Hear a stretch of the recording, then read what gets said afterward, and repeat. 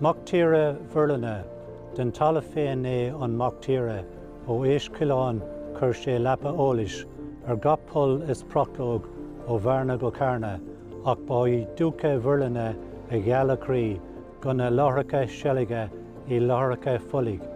Fearan mhuintir ba é an talamh seo nó gur cin an duine é a gcuthú.